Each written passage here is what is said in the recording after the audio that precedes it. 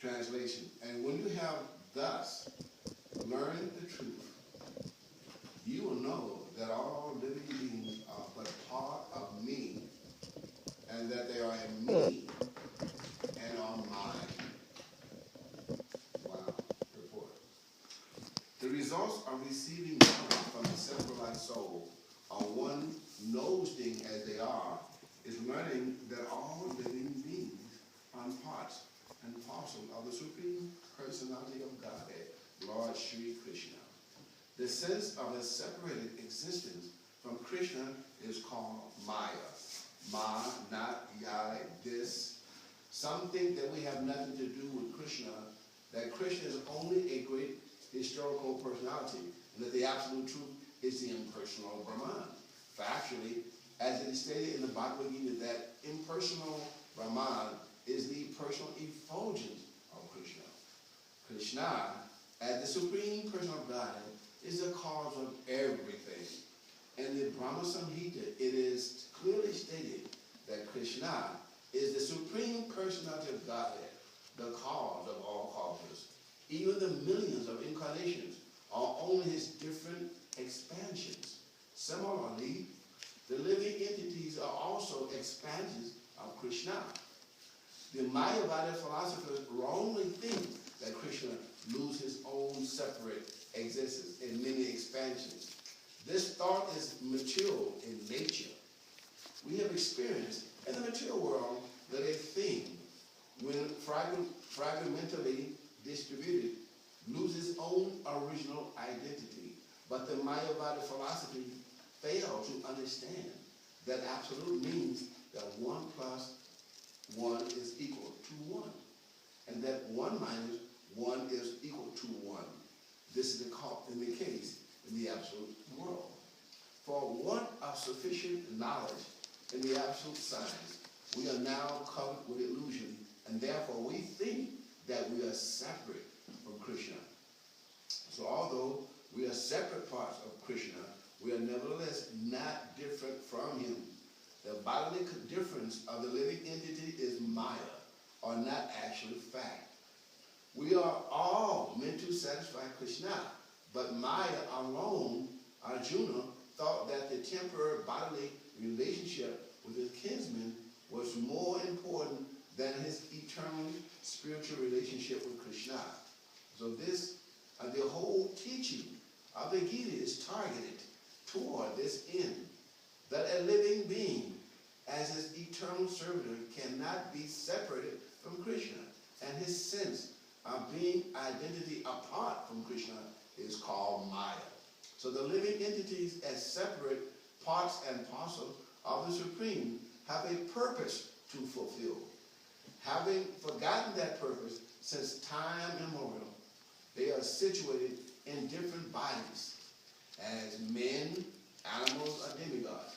Such bodily differences arise from forgetfulness of the transcendental service of the Lord. When one is engaged in transcendental service through Krishna consciousness, one becomes as once liberated from his delusion.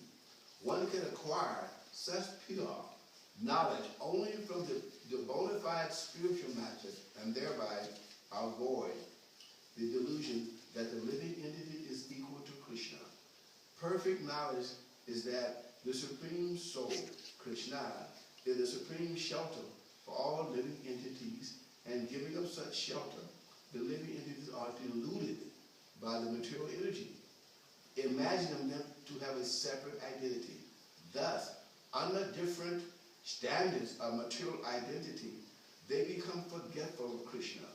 And when, however, such deluded living entities become situated in Krishna consciousness, it is to be understood that they are on the path of liberation, and confirmed in the Bhagavad-gita, Muktiya Hitvanyata Rupam Swaruparena Vyastita.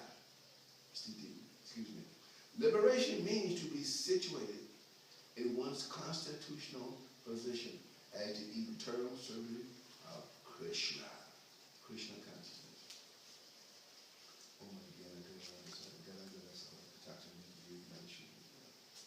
Hare Krishna, Hare Krishna, Krishna Krishna, Hare Ram, Ram Ram, Hare Hare. So this is a static translation, and that you are part of me, he said, they are in me, or mine. I like that part because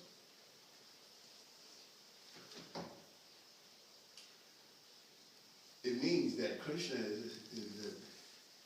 he's the proprietor. He of the marginal the energies, the marginal energy, the jivas. We are owned by Krishna. We're the property of God. These living bodies, the living entities, they're not separate from him. They are owned by him. That means that if he's owned by us, you have to serve him, not try to become equal to him. And this is called about delusion. So I like this word that they are mine. They are mine. So the living entity has to break that spell that they think that they're separate from God.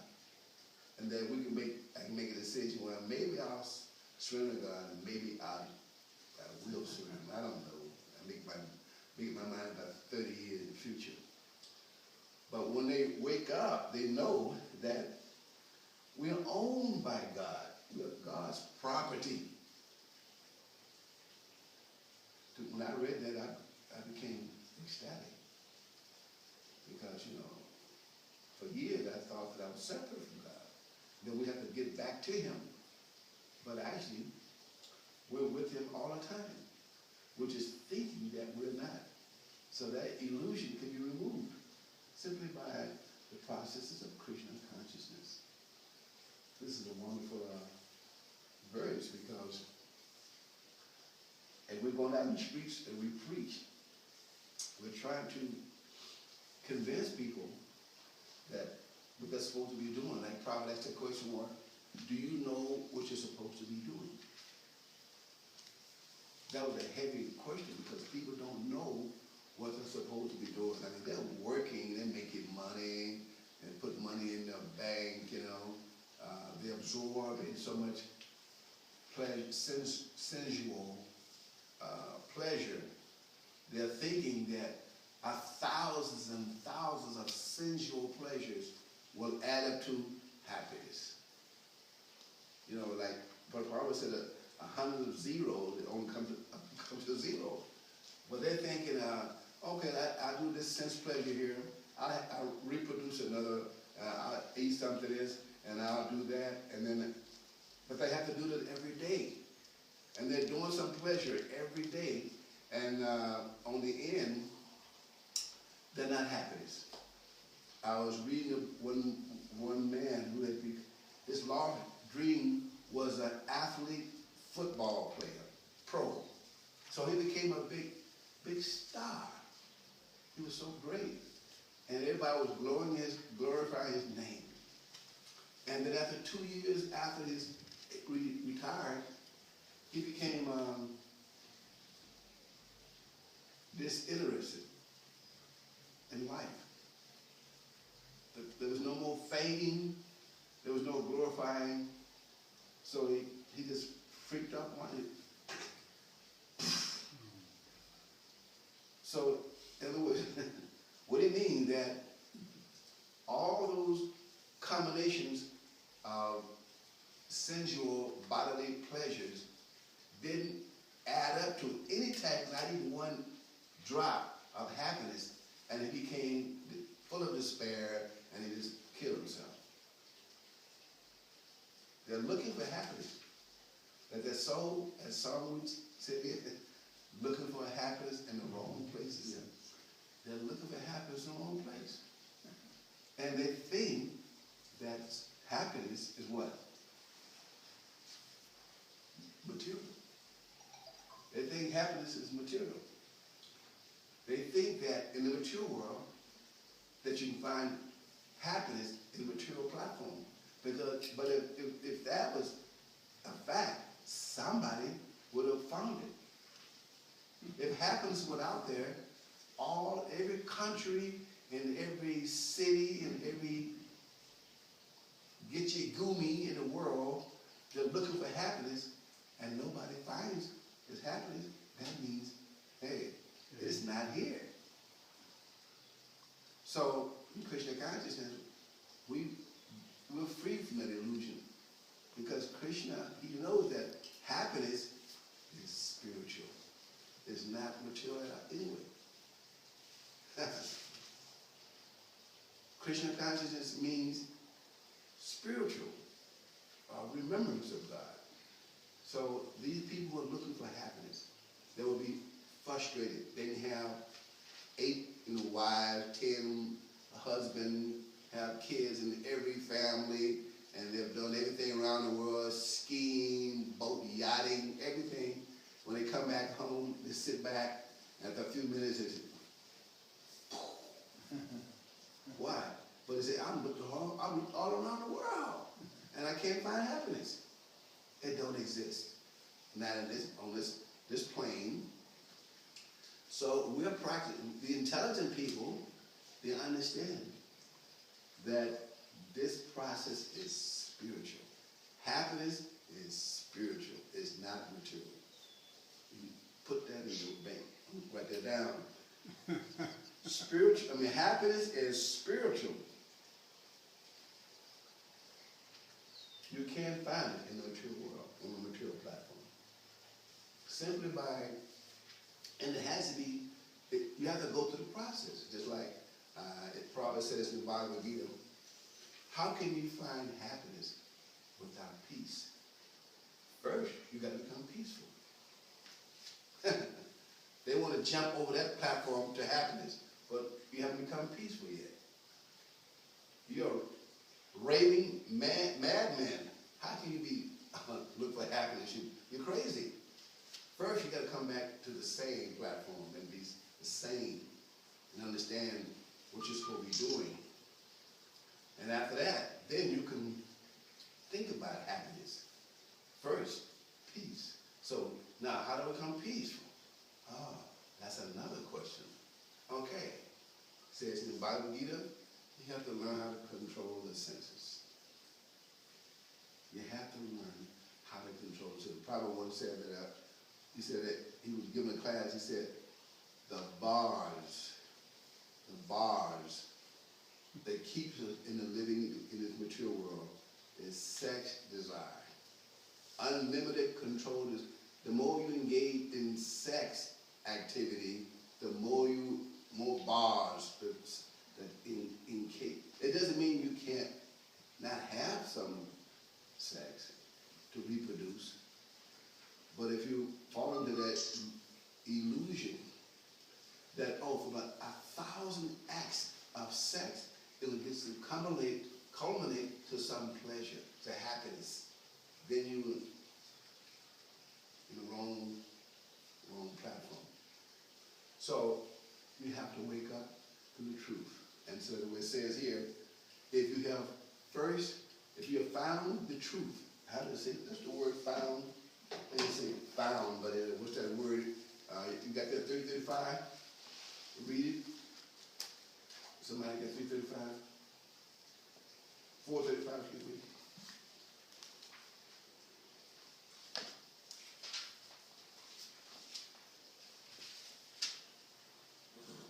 When you have thus learned the truth. Yes, that's it. Learn. Now that's a key word, because you have to obtain it through being trained. You can't just walk up. Now I have learned the truth. What that learning process is hearing, chanting, practicing humility. Without humility, there is no knowledge. So you have to become first practicing humility, so that your knowledge will begin to develop. And once you have learned all this knowledge in your heart, then you can practice tapasya, sense of control, and you become peaceful. You become peaceful. Then when you're finally peaceful, you can reach for happiness. So this is a process. You have to dedicate your life to this. People think that it's like going to a club. do some yoga. Stretching. Okay, now, let's go back and have a beer. So they have no idea of how to become peaceful. We control our senses, not for a couple of hours, for our lifetime. I know they have the word lifetime, but I don't plan on coming back here no more. So it's not that that's not a heavy thing, because when I leave here, I'm not looking back. Right? I'm going to the spiritual world. I'm not going to have no regrets. Oh, wait a minute, let me go back and let's go try some of that. No. When I leave here, I'm out of here. I've had enough suffering. Okay, that's enough for me. Yeah, I'm out of here. I've been beat like a dog. Enough. One guy, I saw one guy was fighting. One guy, got some karate. The other guy said, "You got some karate, huh?" So he go try to hit that guy. That guy said, "Boom!" Kicked him one time. Hit him. And the guy bounced on and said, "Get up." He said, "No, that's enough for me." Thank you. Let me find my teeth. I'm had enough. I'm through with that. You won that with that. So when you finally have had enough, you don't look back. You see? So you have to make up your mind. Okay, if you think that happiness is material, then go for it. The material world is out there. One guy, he said, "Let's go skiing," and he was skiing, and he looked back. There was a wall of snow, 600 yards wide and 8 foot deep, chasing him. He was trying to outrun it. Unfortunately, he failed. They dug his body out a few days later. But the point is that you can go out look for happiness on that way, but that's a very risky job. If you want to say, "Well, I'm going to do this, I'm going to do that, I'm going to do this, I'm going to boating, I'm going to do this, I'm going to do that." Okay, go ahead and do it. But you're making a big mistake. And you may have to pay for it with your life. And when you pay for your life, there's no coming back on that body.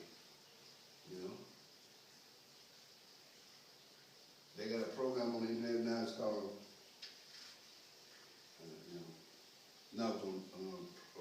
it's Discovery. There are many ways that people can live their body. It's not like you think it's only 1 or 2 ways that you can die. No. There are a million ways your body can be taken away.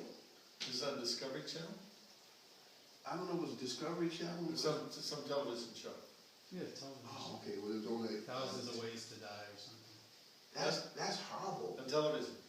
It's a television show. Oh yeah. In our house, my daughter just absorbed and stuff like that. So, but we know what has to be done. So we're not stupid.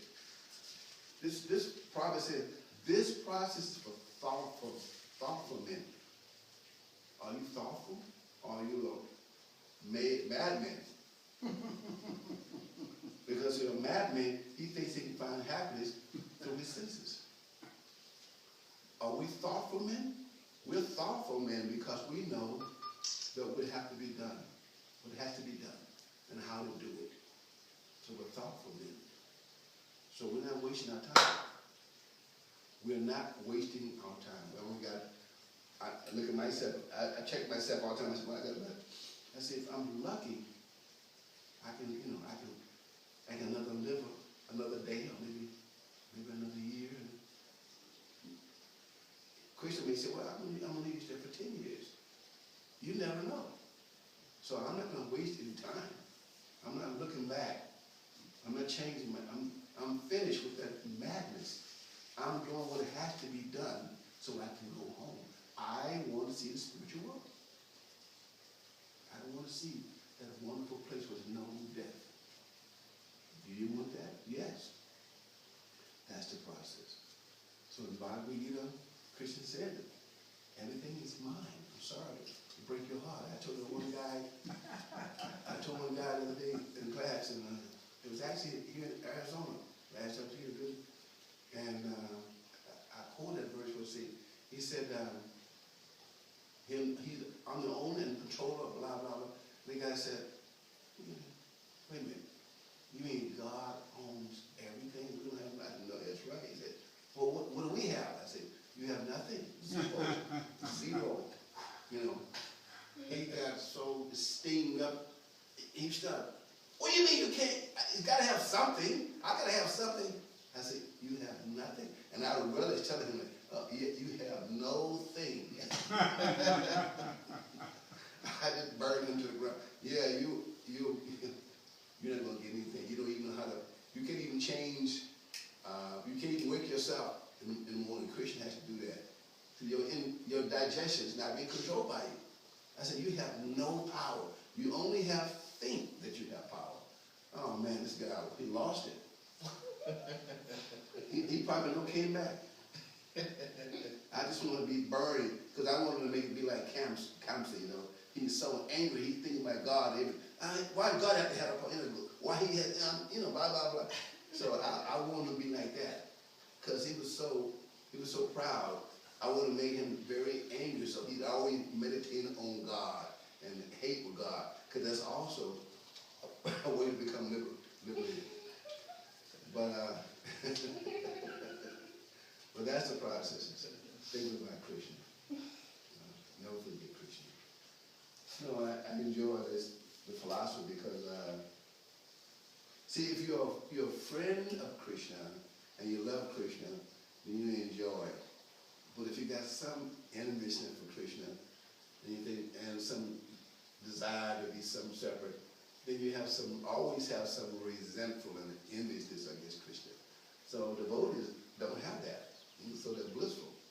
You can talk about Krishna all day, they start dancing. But a person who's envious and they hear something like about Krishna, you get that twisting face, unhappiness, God envy, God is suffering. So anyway, I think you understand, beat that dog, right? I think you understand this point, right? That point was clear, right? This comment and then a question. One time Prabhu was giving a lecture and a gentleman raised his hand and said, I'm not suffering and I'm not afraid to die. So Prabhupada said, you are a man. Madman, he's a madman. Yeah, I remember that. Yeah. He's a madman. He said, who cares for the words of a madman? Everybody was laughing. Madman. And the question I have is, Dravida Prabhu was given a class in Tucson, and we actually asked this question. I just want to see what your realization on this is. Don't put me on the spot now. I mean, I have to. Is the spiritual realm a geographical location? Say it again. Is the spiritual realm, Krishna Loka, is it a geographical location? I don't understand the question. He says the spiritual world, 5 miles to the left and 2 miles is a geographical location. In the spiritual world? Is the whole spiritual world, is it? No. It's kind of an opposite. That's the easy question. No. And next question. I guess I want Does that question mean in relationship to the material realm? Well, is it possible to be in the spiritual realm while we're here? That's a no. Okay.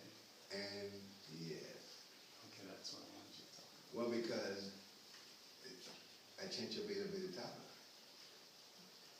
I mean, just like when Prabhu gave a class, he said, the universe is some 4 billion miles across. See, but you have to travel at the speed of light for an unlimited time. You will never reach to the end of the universe. He said, but Krishna, when you leave your body, he said, you close your eyes and open in less than a second, he said, you'll reach the spiritual world.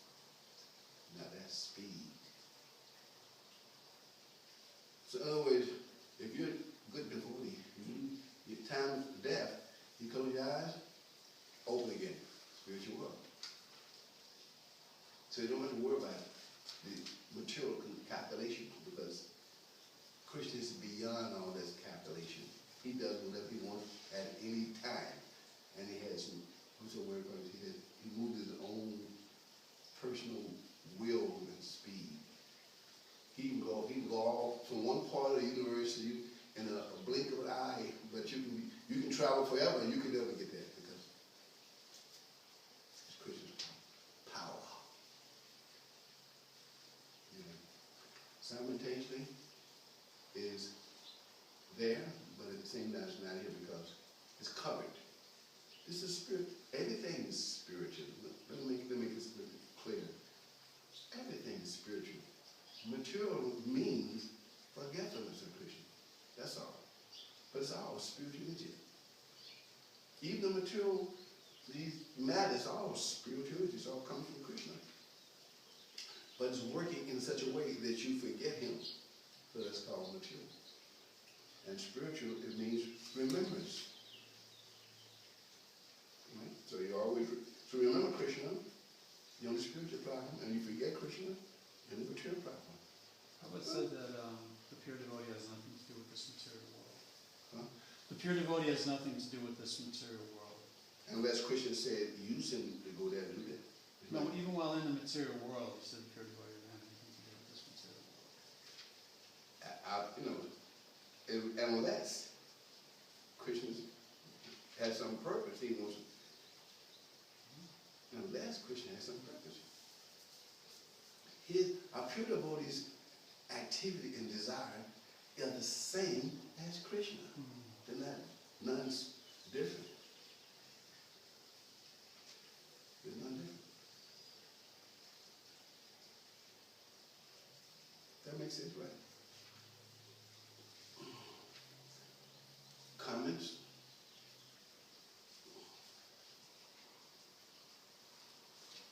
Don't turn back. Keep Well, on going. I like that. Yeah. Thank you. We used to hear that. Yep. We used to hear that. Hold it. Hold it. We used to hear that when a soul was going back to the spiritual world, that soul may be in his spiritual body, he may be going, I don't know, Vishnu Duta carrier, one of those Vaikuntha airplanes back home, and he goes very quickly through the universe, through the heavenly planets, and he could become looking around, Yeah. hey, what's that, I didn't check that out, Yeah.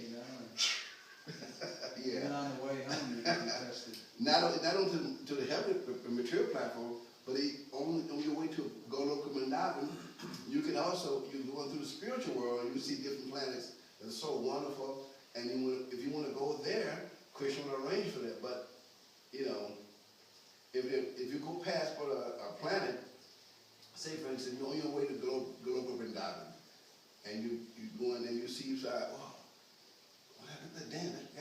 That's Lord Chaitanya dancing. Oh, well, I'm going to go there, but you have a choice. Are you going to go to Goloka Vrindavan? Or are you going to go to that planet where Lord Chaitanya is dancing? Wow. In that regard, He's the supreme person of Godhead, but still, Decision. Decision. that's right, in regard to what you just said. I'm remembering, who was it? It was Dhruva, who was going back home. Dhruva, yeah. And he was thinking about his mother. Where is she? And then he looked around and he saw she was also on a Vaikuntha airplane. Now, when I first read that, I was thinking, well, he's thinking about his mother, so why didn't he then come back and take birth as a woman?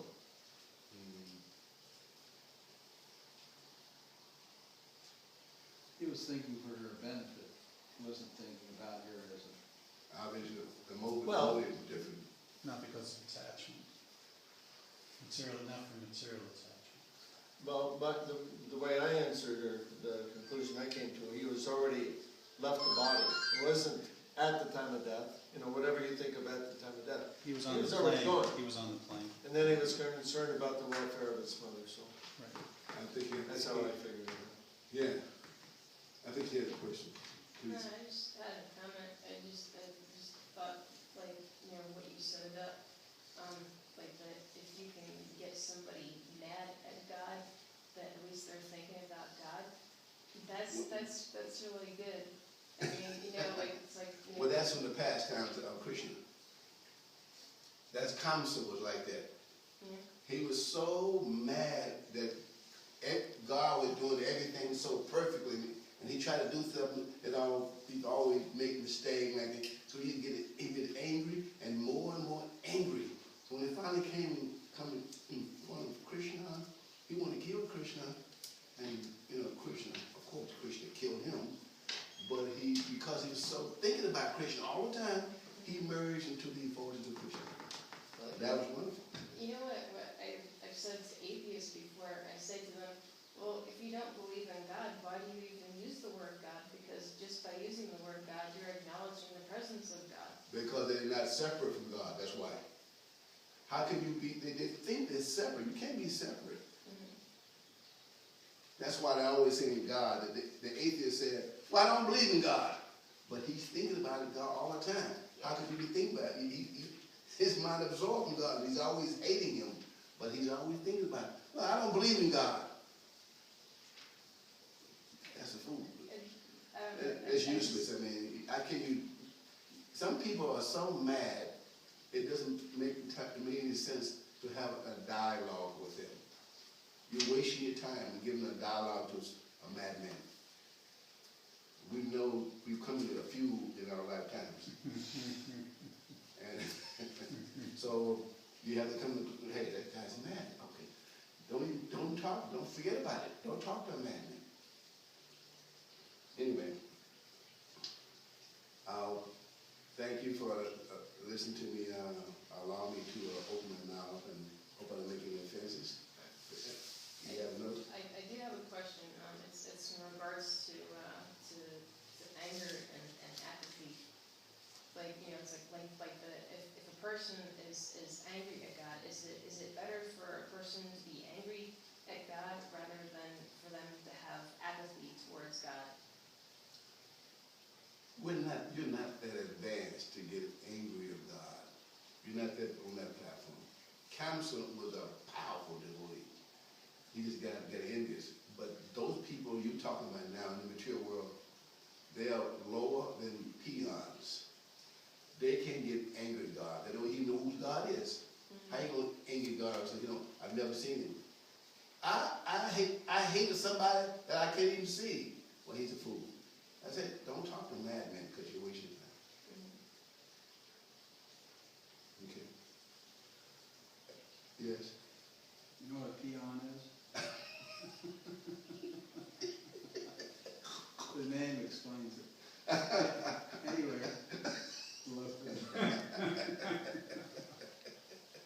I just got that realization. No, there's Queen Kunti, I believe, says nobody goes back to Godhead unless only those who are materially exhausted. Yes. Exhausted. Materially exhausted. And, nobody comes to Krishna consciousness unless past life or something, you have been materially exhausted, or you are materially exhausted now, but nobody graduates from Krishna consciousness unless they become materially exhausted. Totally. Prabhupada said, even if you want to enjoy a sweetmeat, like a simply wonderful, even that, you want, like you want to come enjoy it, you come back another time. Yeah, that materially exhausted doesn't mean, you physically burn out. Like some people that had so much, drunk so much alcohol, and he had so much sex, and he just a rag doll. He stumbles into Krishna and he burn out with no brains and nothing. That's not materially exhausted. That's not materially exhausted.